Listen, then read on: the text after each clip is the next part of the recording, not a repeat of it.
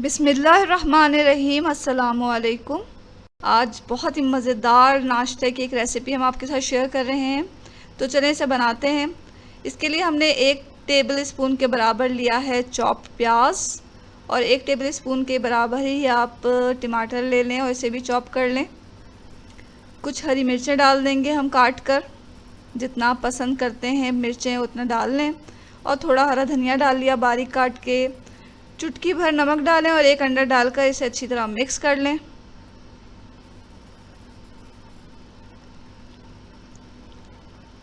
इसको हम रखेंगे साइड में और अब हम एक डबल रोटी का स्लाइस लेंगे और उसको साइडों से इस तरह काट लेंगे।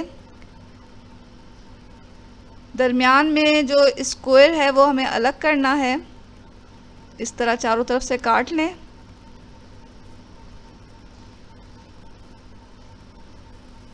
यहाँ हमने डबल रोटी को काट लिया है और दरमियान में से जो है एक चौकोर पार्ट इसका अलग कर लिया।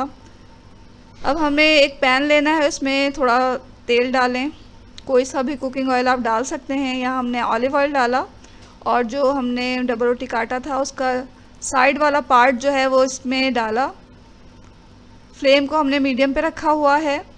दरमियान का जो खाली हिस्सा है उसमें हमें अंडे का मिक्सचर डालना है।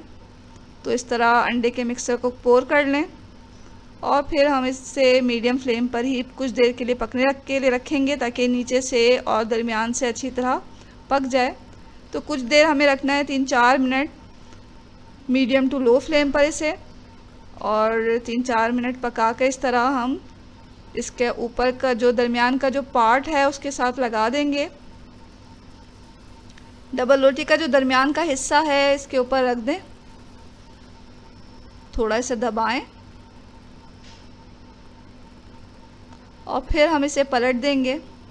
पलटने के बाद पीछे से भी इसे इसी तरह हमें पकाना है कि इसका जो कलर है वो गोल्डन ब्राउन हो जाए और इस पर एक अच्छा सा कलर आ जाए।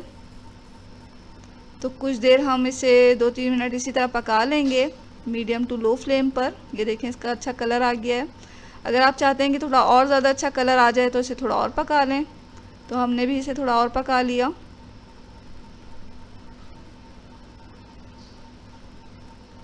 यहाँ हमारा जो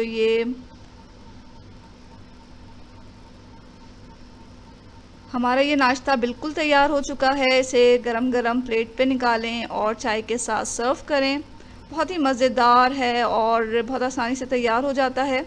तो सिर्फ आप 10 मिनट के अंदर अंदर ये नाश्ता तैयार कर सकते हैं। ज़रूर ट्राई करें इस मज़ेदार से नाश्ते की रेसिपी को।